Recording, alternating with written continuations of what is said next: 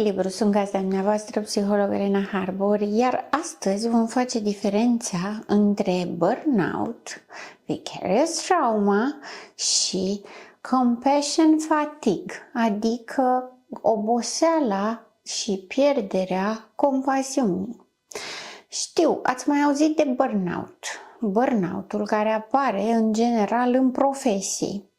Vicarious trauma prima dată a fost descoperită tot în profesii. Dacă burnout-ul a apărut la cadrele medicale care îngrijeau bolnavii, vicarious trauma a apărut în mod special pe zona de îngrijire de sănătate mentală.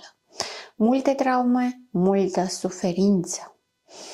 Compassion fatigue, oboseala care apare prin compasiune sau compasiune obosită, în traducere mot-a-mot, este apărută la persoanele care doar dau și nu primesc nimic înapoi. După cum vedeți, există apariția unor fenomene, unor sindrome, atunci când există o expunere prelungită la niște factori de stres. Nu este ușor să muncești cu oameni bolnavi, să vezi suferință, durere, să îți moară pacienți în brațe. Nu este ușor să muncești foarte mult, să demonstrezi că ești bun și niciodată să nu fie suficient. Nu este ușor să asculți traumele și suferințele oamenilor. Nu este deloc ușor să înțelegi și să empatizezi cu oamenii care suferă. Cât de om poți să fii să nu fii atins de suferința lor? Cât de om poți să fii să trăiești durerea lor, dar să o pierzi după aceea și să nu te afecteze? Este imposibil. Pe de altă parte, într-adevăr, există o problemă vis-a-vis de limite. Limitele dintre mine și ceilalți. Este o boală a românului, aș putea să zic, dar n-ar fi corect să mă rezum doar la România, pentru că nu se întâmplă doar în România, ci la nivel mondial. Să ne pese prea mult de experiențele celorlalți. Nu spun în ideea în care n-ar trebui să ne pese sau ar trebui să lăsăm să treacă pe lângă noi, pentru că nu putem face acest lucru, nu mai suntem umani. Pe de altă parte, diferența dintre mine și celălalt este esențială. Aici un narcisic ar spune: nimeni n-ajunge la mine, eu sunt doar eu și atât. Deci nu mă poate atinge nici burnout-ul, nici vicarious trauma. Nu este chiar așa, pentru că în situații de expunere prelungită, chiar și narcisicul ajunge să sufere, să se contamineze. În ambele situații, inclusiv compassion fatigue, presupune faptul că, printr-o expunere prelungită, la un moment dat, limitele personale de rezistență și de toleranță sunt încălcate, sunt rupte. Cred că știți în mare parte indicatorii din burnout, în care ajungem să ne dăm seama că cineva este la limita epuizării totale, pentru că burnout-ul nu este oboseală cronică, nu este doar muncă, ci burnout-ul presupune o epuizare psihică și emoțională. Epuizare psihică și emoțională în condițiile în care există un teren vulnerabil al personalității vis-a-vis de perfecționism, de a-mi dori să fiu mai bun, de a-mi dori să fiu suficient de bun, să nu mă cer de nimeni niciodată, să mă placă toată lumea ca atare, mă validez prin muncă, efort, implicare, determinare, dedicare. Și la un moment dat nu există un flux. Nu pot doar să dau și să nu primesc nimic. În momentul în care totul este pe repede înainte, doar dau, nu am timp să primesc, chiar dacă recompensele există. Astfel de persoane ajung să facă burnout încercând să compenseze și munca altor persoane, încercând să potențeze sau să compenseze propriul sentiment de nesiguranță și vinovăție. Vinovăția că nu sunt suficient de buni. Când vorbim despre vicarious trauma, este nevoia de a ajuta pe celălalt, iar oamenii ajung să se simtă neputincioși pentru că la expunerea unei persoane traumatizate nu ai realmente fizic posibilitatea să iei trauma. Nu ai posibilitatea să-i smulgi suferința și să-l lași să fie doar eliberat și fericit. Nu există această posibilitate. Ca atare, oamenii ajung să dea foarte multă compasiune, foarte multă toleranță, foarte multă răbdare, foarte multă empatie, se contaminează cu trăirea acelui om ca să poată să-l înțeleagă, să rezoneze și să împărtășească din bucuria lor. Pe de altă parte, trauma, cum spuneam și într-o ediție anterioară, este un loc foarte sumbru, este un loc foarte întunecat, în care nu există decât durere și suferință și confuzie și frică, foarte multă depresie, foarte multă anxietate. În momentul în care intri în contact și încerci să rezonezi și să pui pozitivitatea acolo, cele mai multe șanse sunt să nu reușești. Adică persoanele care ajung să fie traumatizate pentru că ascultă și intră în contact cu persoane traumatizate,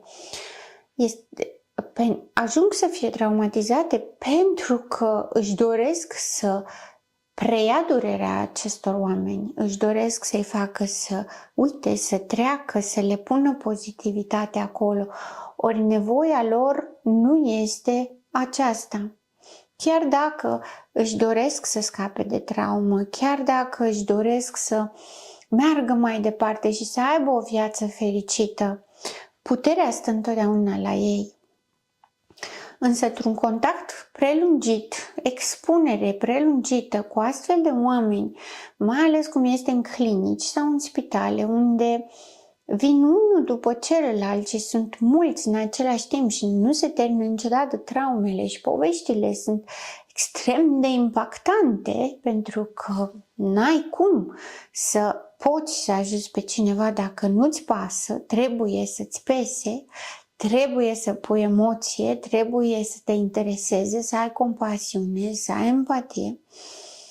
În momentul în care muncești sau cel puțin te contaminezi, te rezonezi cu astfel de oameni, dar nu ajungi la un rezultat pozitiv, ajunge să te afecteze. Adică propriile tale limite, propriile principii și valori care te motivează să faci un astfel de lucru, să ajuți pe cineva, ajung să se întoarcă împotriva ta și să-ți fie dăunătoare. Și ca atare, atât în partea de burnout, cât și în partea de vicarious trauma, există această pierdere a limitelor, pierdere de sine. Acesta este lucrul pe care l-au în comun și în care deseori ele sunt cumva confundate. Pe de altă parte, diferența este majoră între ele, pentru că în timp ce burnout-ul este extrem de personalizat, vicarious trauma nu apare decât în relație cu persoane traumatice. Este un efect la interacțiune, la socializare, la oferirea compasiunii. Simptomatologia are multe puncte comune, însă vedem în burnout, în mod special, tendința de izolare, sinucidere, parte de exces de consum de alcool, tutun și droguri. În partea de vicarious trauma vedem căutarea contactelor sociale pozitive. Există și aici o retragere. Pe de altă parte, nu este o retragere cu totul de la toată viața, ci este mai degrabă manifestată prin zona de agitație, iritabilitate, adică se preia trauma. Dacă la burnout se vede oboseala, lipsa de chef, apatia, starea de rău fizic, în partea de vicarious trauma se vede această nevoie de pozitivitate și preluarea traumei, adică persoana manifestă exact simptomatologie de stres post-traumatic. Sunt diferențe de substanță între cele două, doar că ambele presupun, cum spuneam și mai devreme, o încălcare a limitelor personale. Aduc vorba despre acest lucru pentru că în ediția trecută am vorbit despre posibilitatea contaminării și despre faptul că în relația cu psihopatologia și în mod special cu narcisismul, pentru că narcisismul este cumva cea mai mascată dintre toate, cea mai atrăgătoare dintre toate și atunci riscul este mult mai mare de a intra în relație și de a ajunge să fim traumatizați la rândul nostru prin existența acestei relații. Vedem diferența între ele două și vedem faptul că în momentul în care noi nu ne punem limite și noi nu avem grijă de noi, ajungem până la urmă la vorba narcisicului: dacă tu nu te iubești, eu de ce te-aș iubi? Ambele au ca strategie de recuperare iubirea de sine. Și aici este un subiect extrem de diversificat și de amplu. Însă iubirea de sine înseamnă prima dată protecție și grijă față de mine. Veți spune, sau cel puțin de cele mai multe ori, eu asta aud: cum să am grijă de mine? Păi și ceilalți, dar nu sunt egoist? Eu nu vreau să fiu egoist. Iubirea de sine nu înseamnă egoism. Avem nevoie să avem grijă de noi ca să putem să ajutăm pe ceilalți. Nu putem să ajutăm cu adevărat pe cineva dacă nu ne ajutăm pe noi prima dată. De asemenea, nu putem învăța pe cineva să-și pună limite protective împotriva abuzului, împotriva traumatizării, împotriva autosabotării, împotriva autoextenuării. Nu putem să învățăm pe nimeni să-și pună limitele acestea sănătoase decât dacă noi ni le punem înainte. Mai mult decât atât, există un termen de specialitate care tot rulează în ultima vreme, se numește supraviețuitorii relației narcisice sau supraviețuitorii relației toxice. Sunt mai multe moduri de a supraviețui din relația toxică. Poți să supraviețuiești pentru că pur și simplu ai fost abandonat și nu ți-ai dat seama la timp că se întâmplă acest lucru, sau poți să supraviețuiești pentru că ți-ai dezvoltat abilități de supraviețuire. Când avem în vedere diferența asta dintre burnout și vicarious trauma, nu mai punem problema de abilități de supraviețuire, ci punem problema pierderii de sine. Ambele au în comun pierderea de sine. Am muncit prea mult, m-am donat prea mult nevoii de a fi suficient de bun, am iubit prea mult, am donat prea multă iubire, încredere, atenție, emoție în dorința de a salva pe cineva, în dorința de a-mi găsi utilitatea. Ambele au în comun aceeași traumă primară, pentru că există tot felul de explicații. Factori vulnerabili de personalitate, experiențe de viață, factori biofizio-psihologici, un mediu competitiv și așa mai departe. Însă, adevărul este că nu ne punem într-un mediu competitiv dacă nu avem de demonstrat că suntem suficient de buni sau că suntem mai buni decât alții, Nu intrăm într-o relație narcisică sau o relație toxică decât dacă ne-a rămas trauma de neiubire și vrem să demonstrăm că merităm să fim iubiți și că noi suntem capabili să iubim. Ca atare, întotdeauna pleacă de la individ. Narcisicii există și au existat dintotdeauna, chiar dacă informațiile vis-a-vis de ei au apărut relativ recent. Și eu sincer mă bucur că au apărut. Că au apărut doar de 20 de ani în istoria omenirii și în istoria psihologiei este foarte puțin. Dar mă bucur că există. Pentru că putem să avem o conștientizare mai mare, putem să avem o alegere mai mare. Mai mult decât atât, faptul că ei există și ne explică niște lucruri care ni s-au întâmplat în viețile noastre, în familiile noastre, în experiențele noastre de viață, care ne-au format, care ne-au impactat, este totodată o șansă către insight, către lucru cu noi, către a fi mai buni pentru noi și pentru ceilalți. Și nu sunt cuvinte de slogan pe care le spun acum, ci sunt nevoi reale, nevoi în viețile noastre ca să putem să rămânem sănătoși, psihic, emoțional, fizic, dar sunt și nevoi în relațiile sociale, relațiile de muncă, de familie și totodată vis-a-vis de copiii noștri, de generațiile ce vor urma. Avem fenomene psihice multe care demonstrează faptul că lipsa de empatie conduce către traumatizare. Avem teorii ale familiei, ale stilurilor parentale care demonstrează deficiențele pe termen lung. Psihopatologia este lipsită de responsabilitate, însă burnout-ul și vicarious trauma sunt consecințe care vin din lipsa de responsabilitate a unor astfel de oameni. Nu ne putem permite să fim naivi, să fim ușor de manipulat, de păcălit, pentru că dacă ne permitem acest lucru, ajungem să suportăm consecințele de la care se degrevează psihopatologia. Noi plătim prețul.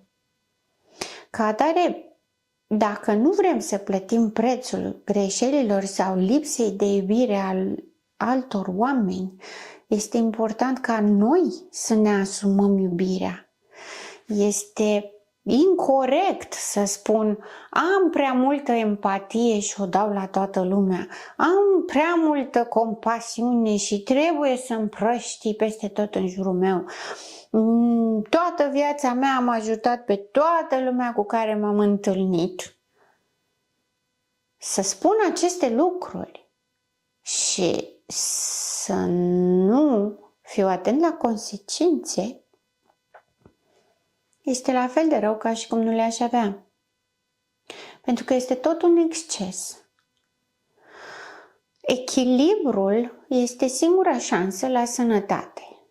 Singura. Pentru că tot ce este polarizat nu permite sănătate. Cea mai simplă definiție pe care o are sănătatea este funcționarea în echilibru.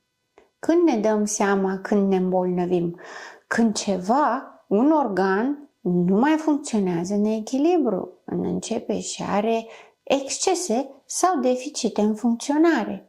La fel este și cu psihicul, la fel și emoțiile. Ca atare, sănătatea presupune obligația noastră personală la echilibru. Dacă visezi la o dragoste extraordinară, nemai întâlnită și necondiționată, că era să uit tocmai acest termen, o dragoste absolută, necondiționată, ca în filme, ca în povești. Trebuie să-mi asum și consecințele. Iar asumarea consecințelor nu înseamnă că nu spun, mă interiorizez și mă izolez și, Doamne ferește, am alte comportamente mai periculoase, ci înseamnă că trebuie să știu că dacă cer un exces, ceva nenatural, la momentul vieții de adult, voi plăti prețul pentru asta. Iar prețul nu este deloc simplu și nici ușor de dus.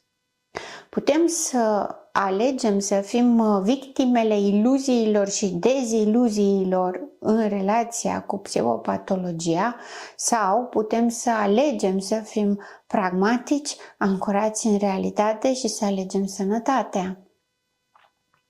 Avem dreptul de a alege. Nu renunțăm la dreptul de a fi iubit dacă renunțăm la o absurditate sau la o fantezie a unei iubiri totale și absolute. Iubirea există, dar dacă fantasmăm la exces sau exagerare, vom fi dezamăgiți. Și iubirea ni se va părea ceva foarte banal.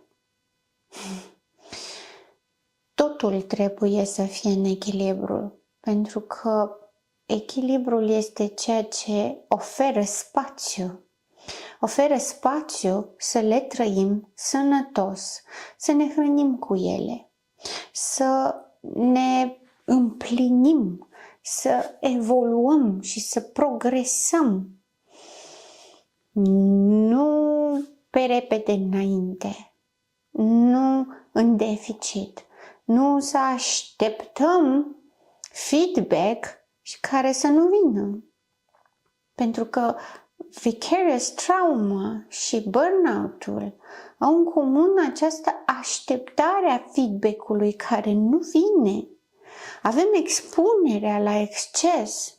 Dar vrem să demonstrăm că suntem foarte buni, că suntem foarte muncitori, că suntem foarte responsabili și muncim în exces și facem burnout. Pentru că nicăieri la momentul anterior dezvoltării burnout-ului nu am primit recompensa pe care o așteptam, pentru care am muncit atât, pentru care am renunțat și am mers în exces. În vicarious trauma am oferit iubire, am oferit înțelegere, compasiune, afecțiune, toleranță și toate cele și am așteptat feedback-ul. Am vrut să fim utili, că salvăm un suflet, că pansăm durerea și am așteptat feedback-ul și nu a venit ca atare. Am dat și mai mult, și mai mult, și mai mult. Avem responsabilitatea față de noi. Să păstrăm un echilibru între ceea ce dăm și ceea ce primim. Avem responsabilitatea față de noi să cerem sănătate. Să ne străduim în mod activ să obținem echilibrul. Fără echilibru suntem în exces și în deficit, suntem în bipolaritate, suntem în oscilare, în instabilitate, în anxietate, în competiție, în demonstrare și doar ce am caracterizat psihopatologia. Nu suntem cu nimic mai bun decât psihopatologia dacă folosim metodele lor și nu știm să ne punem limite sănătoase și nu știm să ne iubim pe noi. Avem resursa iubirii, avem empatia, avem compasiune. Dacă nu avem grijă să punem și limite, suntem responsabili de efectul pe care îl primim. Sigur, va durea întotdeauna și va fi extrem de dezamăgitor. Riscul cel mai mare este că, oferind compasiune, primind traumă în schimb, vom avea tendința să fixăm ca negativ exact motivul care ne-a condus către asta. Cineva care vrea să demonstreze că este foarte bun și se duce până la nivel de burnout, în momentul în care a făcut burnout-ul și abia a scăpat ca prin urechile acului, nu o să învețe că nu trebuie să mai arate că e bun. O să aibă confirmarea faptului că n-a fost destul de bun, măcar să nu facă burnout. Cineva care trăiește vicarious trauma în urma unei relații cu un narcisic nu să înțeleagă că narcisicul n-a meritat efortul, ci o să înțeleagă că n-a oferit suficient de mult, că a fost incapabil să ofere suficientă iubire cât să salveze narcisicul. Ăsta este riscul. Fixarea neputinței, fixarea disfuncționalității, probarea în realitate a faptului că ceea ce a vrut să demonstreze, să fie suficient de bun, suficient de capabil, n-a fost. Pentru că toate acestea sunt misiuni sinucigașe, cu ghilimele de rigoare. Ca să fiu mai explicită, sunt misiuni imposibile.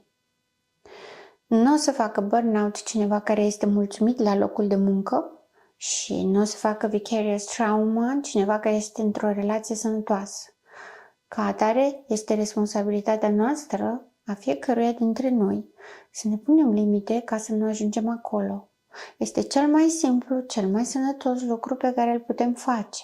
Dacă am ajuns acolo, înseamnă că primul lucru pe care îl fac este să trebuiască să mă întorc la mine, în interiorul meu și să-mi lucrez această nevoie de a demonstra că sunt bun. Bun pentru cine și cu ce preț. Sunt gazda dumneavoastră, psiholog Elena Harbur, și până data viitoare rămâneți în echilibru.